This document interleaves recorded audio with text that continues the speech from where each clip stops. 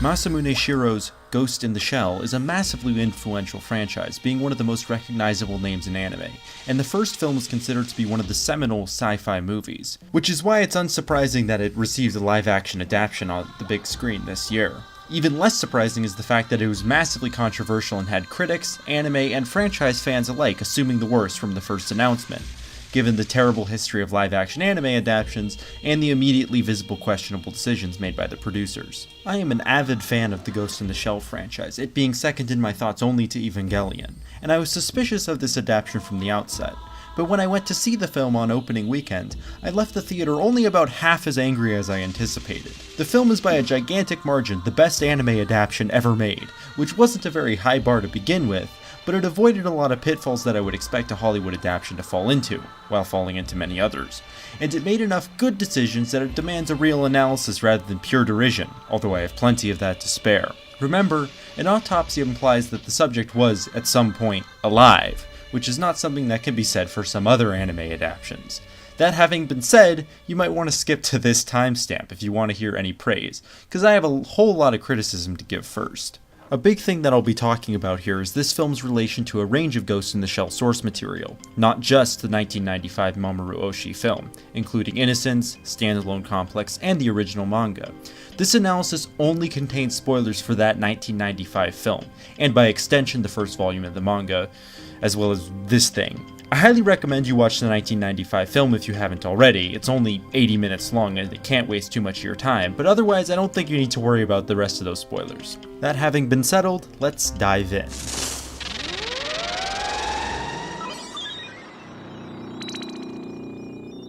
Part 1. The World. The setting of Ghost in the Shell 2017, as I will be referring to it, is outwardly the same as that of the original. It's sometime in the 2030s after additional world wars have greatly reshaped geopolitics, though it's all a little murky for reasons that will become obvious later.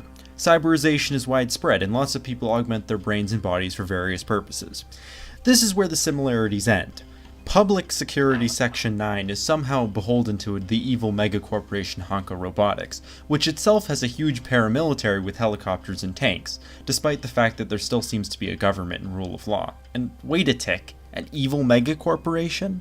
As much as this might surprise the less observant, this is close to the first time that Ghost in the Shell has featured an evil megacorporation as the primary antagonist, in the face of the franchise's typical rogues gallery of corrupt civil servants and disgruntled soldiers. I posit that this is because the creators of this film somehow managed to miss what genre Ghost in the Shell is in.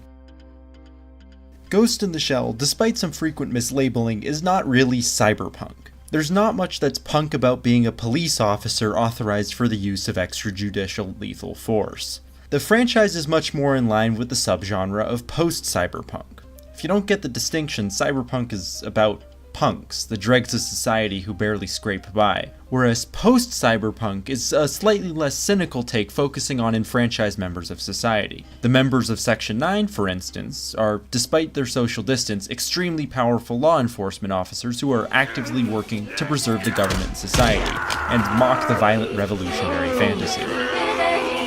You people are cops! There's no hope for justice in our system now! Straighten up your own act before whining about the world. Or if that's too much, wear a blindfold, zip your mouth, and live in a cave. Or the alternative. As a result, the villains of their stories have usually been rogue members of government, be they corrupt politicians or other civil servants who have abused their powers, because, at the end of the day, government malfeasance is always the greatest danger to a civil society with strong institutions. But these are the sort of fears that come from the push-and-pull compromise of realist, non-revolutionary politics, which are unfortunately unpopular in this day and age. Thanks in no small part to that, regular old cyberpunk is what's in right now. And the guys behind this film probably assumed it was all just interchangeable with Ghost in the Shell, and so they crushed together a bunch of entry-level cyberpunk stories and snorted it, leading to a palette of rainy, neon-lit streets, nihilistic violence, and techno music.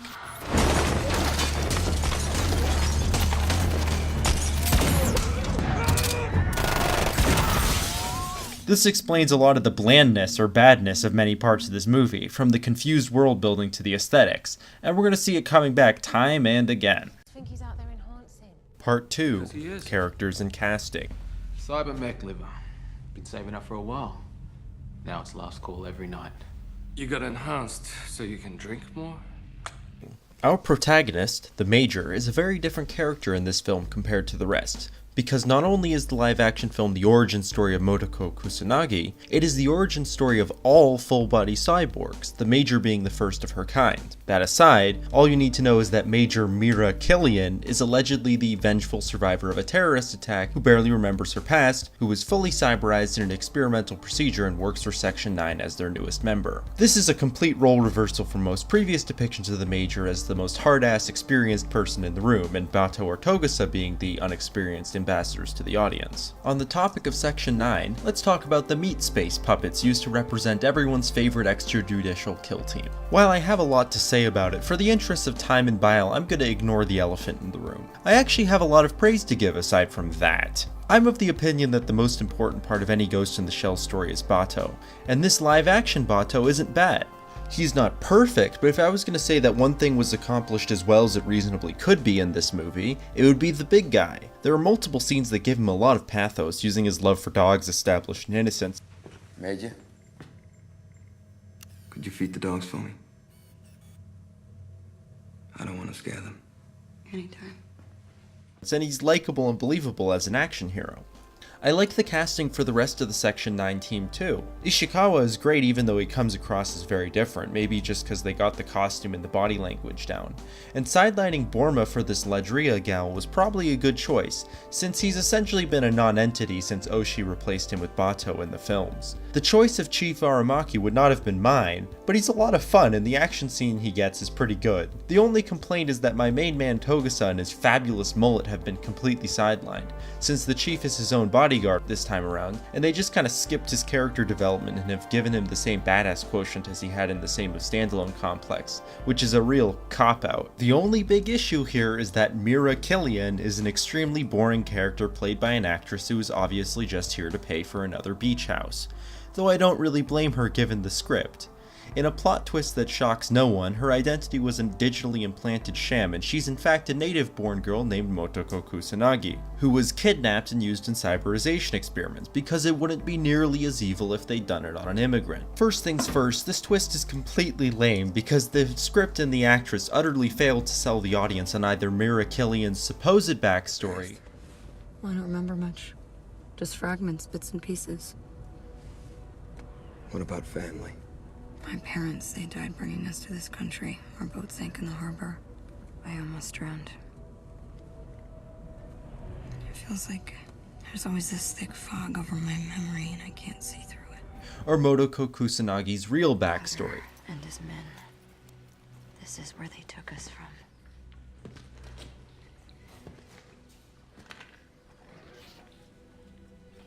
We used to sleep right here.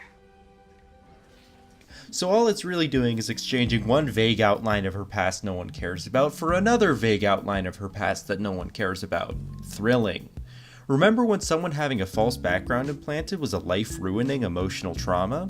Second of all, and this is a minor one since I can't claim to be familiar with the Japanese language or naming conventions, but on the 6th page of the manga when she is introduced, it says that the name Motoko Kusanagi is obviously an alias, so I assume it's the Japanese equivalent of Dana Danger or Hero Protagonist, and it's silly for that to actually be her birth name. Lastly, there's the race lift weirdness and how Motoko's real mum is this decidedly Asian lady and it's just her cybernetic body that's white. I'm not really equipped to talk about this now, but I feel like it's somewhat uncomfortable. It probably would have been better if they'd followed Ghost in the Shell tradition and had Major end the movie in a different body reflecting her identity, but then we're talking about a completely different film. What made the Major interesting in the source material is that she was the most confident, competent person in the room, but the existential horror of full cyberization gave her deep-seated insecurities about her humanity and identity. This film's Motoko is just insecure and treated like a child who can lift a car, paternalistically looked down upon by the other characters. It's literally Ghost in the Shell, Other M. And I'm not trying to say it sucks because it's different. It sucks because it boils down an interesting character into a one-dimensional archetype, and when they even have opportunities to make that archetype interesting, they fuck it up. If they'd had any creativity and paid attention to the source material, they could have had this still be an origin story and still use the more confident Motoko while sidestepping any accusations of Mary Sue-ness. What if the badass mercenary Motoko with a supposed long history of assassination and sabotage showed up and started kicking ass, but then finds out she's only been around for a couple of months and everything was just simulated experiences and combat programming plugged into her brain? Then you have a very vulnerable character who justifiably believes that all her skill and experience is a fraud, as well as a regular old identity crisis. And then it's an actual shock for the audience because she's been a completely different character in action up to this point. And that's just one idea. All they really had to do was give both the character and the audience more of an investment in Mira Killian's past, so it actually means something and drum up some emotions when it's revealed to be fake.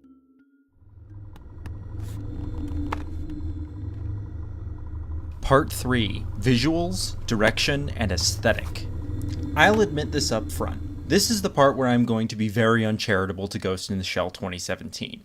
Comparing the visuals of a live-action film of unassuming provenance and budget to a series of relatively high-budget anime productions by a series of anime production legends is incredibly unfair. The director of a live-action film has infinitely more limitations to work with while simultaneously being under more pressure. The problem is that the live-action film invites the comparison, by openly using scenes from the original film within, and to demonstrate how big of a mistake that was, here's a little montage of the audio-visual excellence one expects under the title of Ghost in the Shell.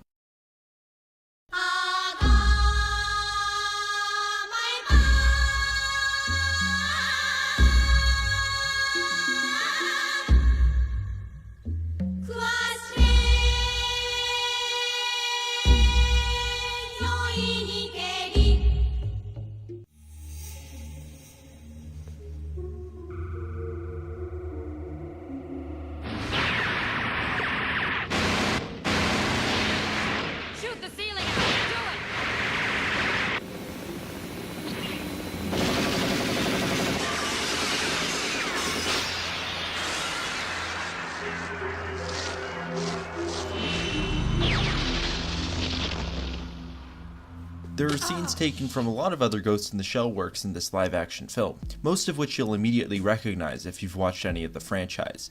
It might be cool at first to see the reference, but on closer inspection you'll notice that it isn't reference, it's imitation. These scenes serve a similar purpose to what they did in the source material, and they're often important plot points.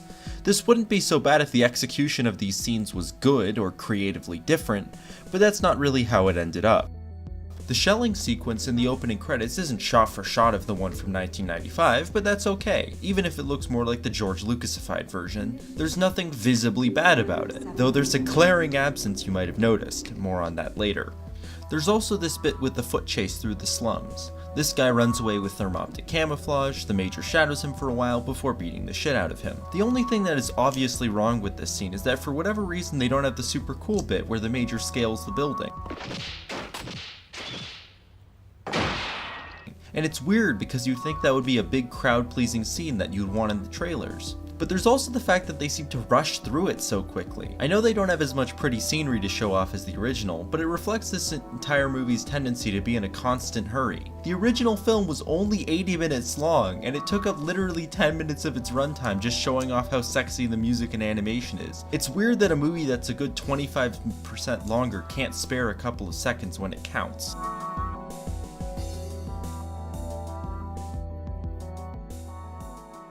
Surprisingly, there's one scene consisting of elements lifted from Ghost in the Shell 2, as opposed to just the first film, though it's only from the first act, so I like to imagine that's as far as the attention span of this film's creators would last against something impenetrable as that film. It's here to match with that bit with the geisha in the first action scene, which is also taken from Innocence. The funniest part about all this is that those two things comprise an extremely important plot thread in that film, which is just completely ignored here and left dangling, which gives the amusing impression of someone copying their friend's homework and forgetting to change the name on it.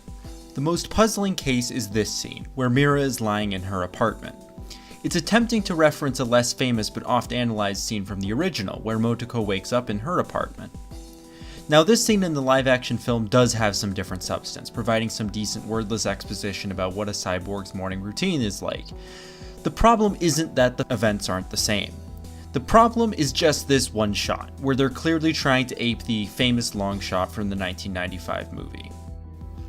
This shot is just mind-bogglingly incompetent to a degree that defies explanation. The Major is in the dead center of the frame, violating the rule of thirds, and on the third line is this blindingly bright mattress which draws the eye like a magnet, which I doubt is meant to be the center of attention. And of course, the lighting is just completely flat, whereas the entire reason you might remember the scene in the original movie is that harsh lighting, notwithstanding how much symbolism can apparently be extracted from it. This scene right here, is what convinced me to make this video. It's not that it sucks because it's different, because it's okay to be different. But in this moment, Rupert Sanders and co are clearly trying their darndest to copy a shot from the anime, and they managed to make something that is just objectively terrible. I'd be really interested to see what the production of this movie looked like, because I have no idea how a group of adults who have in theory gone to film school and spent years working in the business would watch this scene, take a crack at replicating it, and then make something that looks like this. Moving away from individual scenes, we also need to talk about this film's music. They either decide to use mostly uninspiring techno music, Cybercrime is a Type 1 offense. Minimum punishment, 15 years. or mostly forgettable ambient music.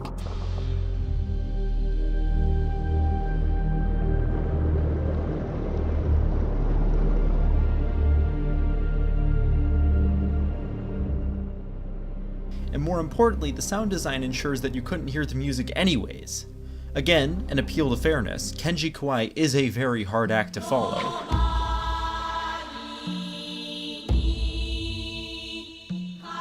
And the Yoko Kanno Ariga team-up might be the final boss of anime soundtracks.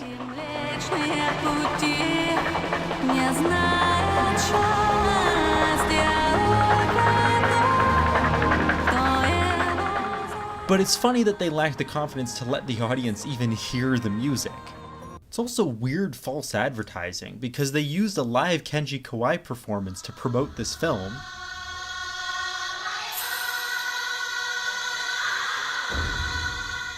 Used some songs like Resurrection in the marketing materials, and they also had this okay remix of the soundtrack that they made, but they never used it in the actual film.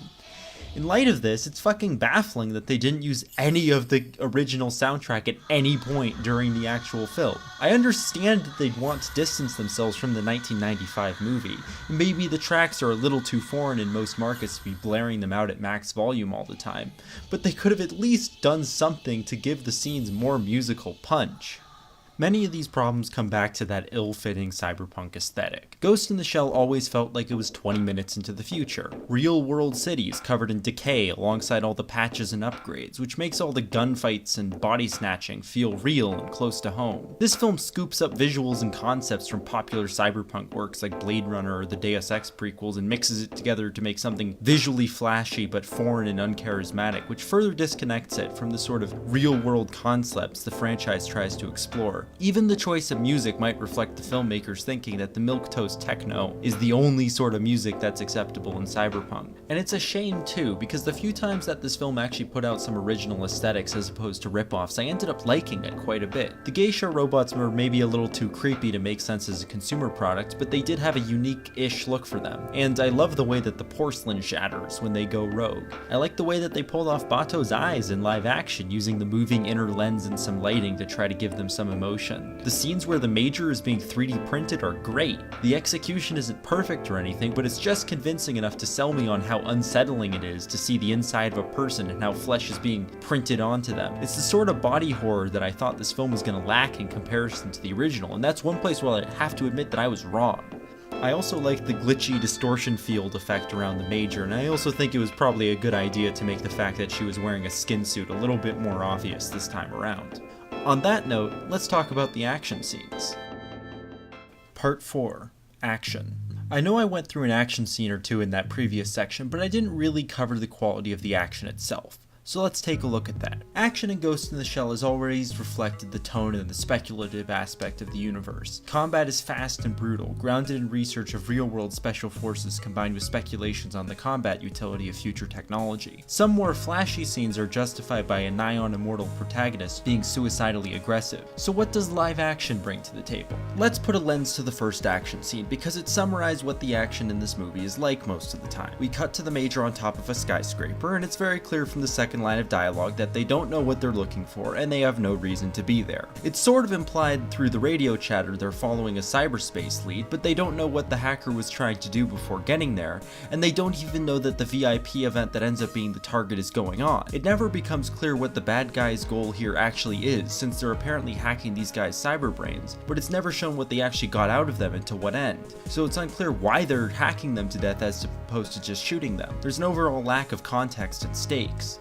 So we get to the action itself. Glossing over a pro not carrying one in the chamber and intentionally occluding a brass check, we have the same problem with the filmmakers trying to capture a historic scene but using no craft to do so. The framing is purely utilitarian and utterly generic, and as minor as this is, on a rewatch I realized she doesn't have a cable like in the original and is plunging towards her death. And we lose track of her during what should be this cool wide shot, which is strange because the trailer has a much cleaner version of the same shot. Then what should be a cool sequence when she breaks through the window feels flat and lifeless, not helped by how awkward and stiff Scarlet Kusanagi looks. I think it's partly because her weight and balance look totally wonky, as she seems to leap from a ledge that isn't there and looks kind of amateurish and unsteady with her center of mass behind her feet.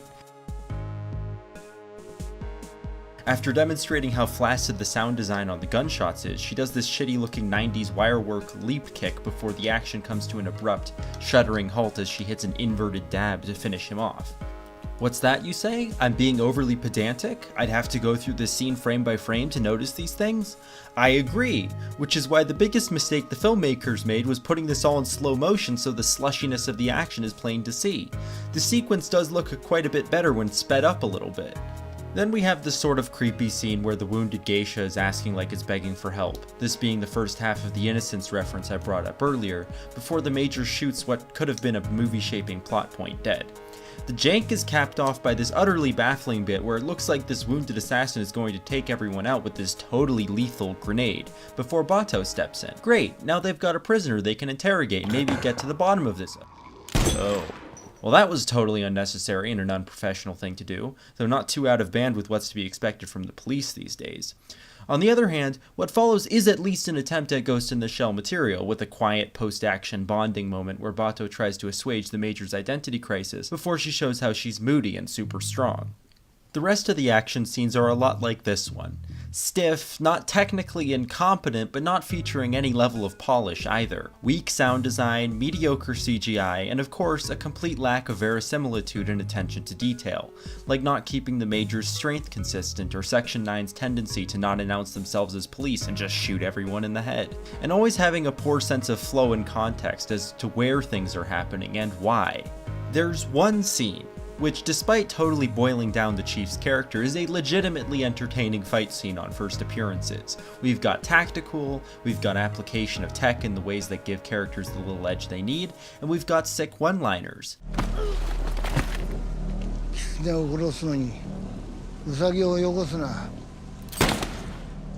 But wait, something isn't right here. The Chief is using the classic Model 29 and...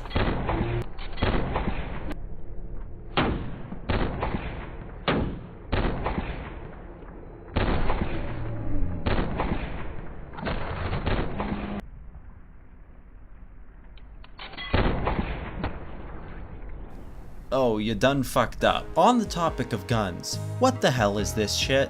As you might have gathered, Ghost in the Shell has a lot of tech wank, and weaponry is where that's most clear. Both the movies and the series have featured a combination of realistic fictional firearms like the Saburo M5 and the CZM-22, on top of very storied and obscure real-world firearms like the Jericho before Spike made it cool, or the Mataba. You'll notice that several Ghost in the Shell works have dedicated weapons artists in the credits for this very purpose. So Ghost in the Shell 2017, what do you have up your arsenal? A bunch of MP5s and awkward steel shells, some Tupperware looking shit, and a mildly interesting but highly impractical shotgun? Get the hell out of my office, and don't come back until you're firing SCHV or have a 1,000-word IMFDB entry. You're talking about redefining my identity. I want to guarantee that I can still be myself. There isn't one. Why would you wish to? All things change in a dynamic environment. Part 5. Politics and Philosophy. Ghost in the Shell has always been girded by politics. where the outcome of a budget resolution is a source of drama and most missions are driven by various political motives. Chief Aramaki is such a magnificent bastard not because he's a badass with a gun or some kind of tactical genius, but because he plays the political game so deftly while at the same time being a strict man of morals who is in the business to covertly propagate his ideals and convictions. And the series has never really shied away from real-world politics, almost to a fault on some occasions. And many Ghost in the Shell scripts have a downright cosmopolitan outlook compared to the isolationism or ethno-nationalism that appear all too often in anime. Ghost in the Shell 2017 is distinctly unpolitical, for better or for worse. Some things make sense in context. An unstated fact of the franchise has been that Japan occupies or dominates other parts of Asia, like how the Oshii films have been set in the Northern Frontier or Hong Kong respectively, or how the Japanese occupation of North Korea is a major plot point of Second Gig. This is obviously uncomfortable for the Chinese interests which funded this film, which explains why the movie has been sterilized as much as possible, with an ambiguous location and not a peep about foreign affairs other than an oblique reference to refugees. But there's also a general lack of verisimilitude, with it not being clear whether there's a functioning government or just a corporatocracy and whose authority goes how far. This doesn't end up actually being very annoying until we get to our hitherto antagonist, Hideo Koozie. He was a really fantastic deuteragonist in Second Gig, being both sympathetic and intimidating while representing a whole spectrum of revolutionary politics in an interesting light. I was hoping that even though they were mashing him up with the Puppet Master, we were going to get someone that interesting again. Instead, the Koozie we get is a weird self-engrossed asshole who has an inexplicable number of resources to back his mostly personal grievances. This Koozie is a burned lab experiment out for revenge, with no greater goal really other than killing some dudes. Since he has seemingly no ideals or anything really inspiring about him, seeing as he sounds like store-brand Shodan. What do you want from me? I became fascinated with you. Reading your code while you were inside then. You have to wonder where all his henchmen and the apparent cult that has been built around him came from. And he's not particularly sympathetic either. Like, yeah, they made you a monster, but you seem to have taken on the part and done some truly monstrous, murdery things that have nothing but purely justified revenge, Mr. Koozie. If he really wanted to fuck over Honka, he could just come forward to the authorities and his very body would be proof that Honka was up to something. The only thing that could be interesting about this Koozie is the history with the Major, but this comes across more as a final act plot twist than anything else, and it has the same problem with us not being particularly invested in the Major's history.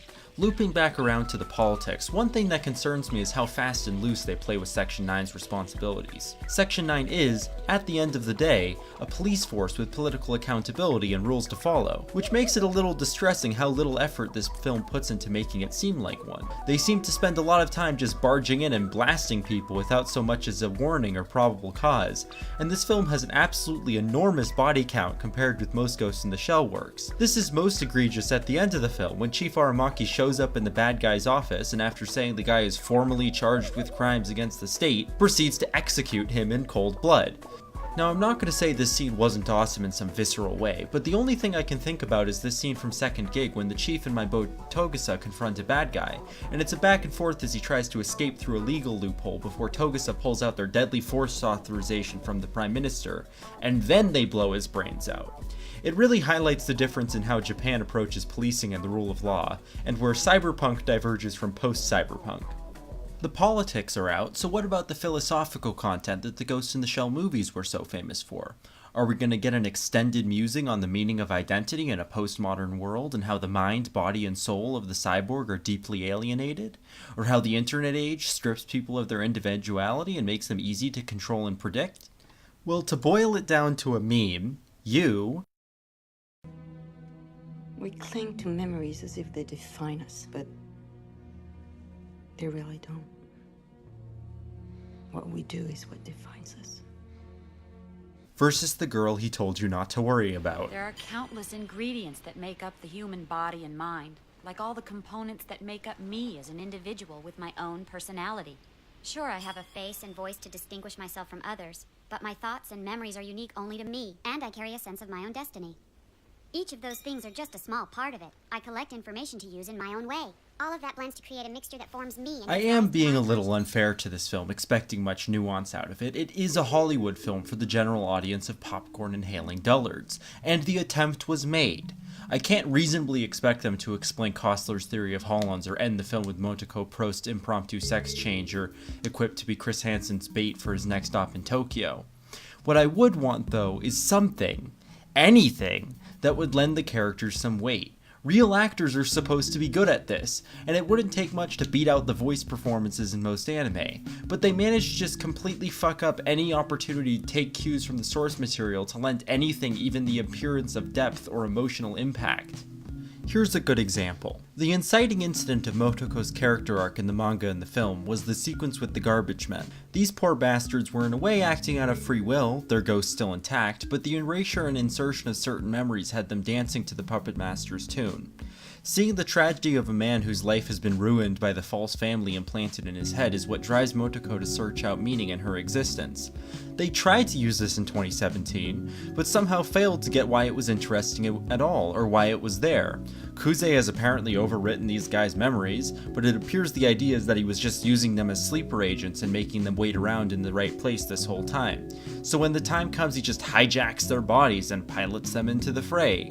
Then after Motoko beats the crap out of this dude, we get to the reveal of the Simex part. But the impact is totally lost, because the tragic element of that scene in the original is that the imaginary wife and daughter were the guy's motivations, and he was so motivated to carry out the puppet master's plan. Not anything so crude as mind control. And of course, as I said previously, they could have used this Simex stuff to make the version of the Major an interesting character. This isn't super heady stuff or anything. They acknowledge this sort of thing in the movie already. They just avoid using it for whatever reason when it could have vastly improved the script and inject some life into the characters. Part 6. Is it all bad? I have spent around the past 5,000 words depositing enormous cyber dumps on this film, and while I feel justified in doing so, I think it misrepresents how I feel about this film. When I went into this movie, I was expecting them to have completely failed to interpret the philosophy of the original work, and do something like bang on about memories or construe the word ghosts as just a catch-all for minds or thoughts. And while it comes to some rather simplistic interpretations of the former, as previously mentioned, and doesn't even attempt to explain the latter, someone at the writer's desk actually did pay attention to the original work, and they refrained from utterly dumbing the premise down. When I asked fans of science fiction unfamiliar with Ghost in the Shell what they thought of the movie, they generally thought it was boring, but they were disappointed that it didn't go anywhere with what they thought were some interesting ideas. If someone hated this live-action film, they would probably hate the original movie too, and if someone thought there were some interesting elements to this movie but it was mediocre, they might like the original film or Standalone Complex. This separates it from some more offensive Hollywood adaptations like Star Trek, which have nothing tonally or structurally in common with the source material, and don't really represent it in any sense. While Ghost in the Shell 2017 utterly failed to capitalize on incredible source material, with some exceptions it didn't manage to ruin the source material, it just made it boring. It might have left the movie-going public with a rather boring impression of the franchise, but most of those people wouldn't have found the original film very watchable either. And it's not like there weren't some redeeming elements in this film anyways, mostly parts of the mechanical design and some of the casting decisions. One that I didn't mention before though is that they decided to re-add a little bit of sex to the Major's character. The manga featured a lot of rather aggressive, but seemingly meaningful sexual elements, ones that have been mostly eliminated from the series since.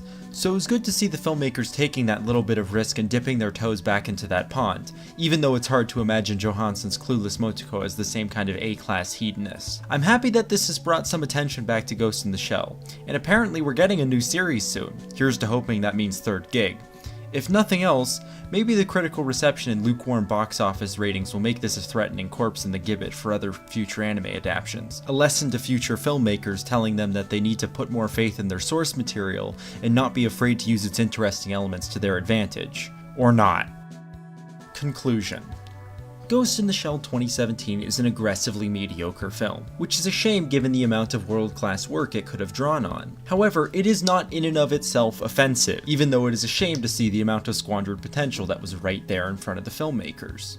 Go watch the live-action Ghost in the Shell movie if you want to. You might be entertained for a few minutes, but it's not going to leave much of an impression. This film is made up just of half-remembered elements from other, better films, and there's no indication that a ghost is present.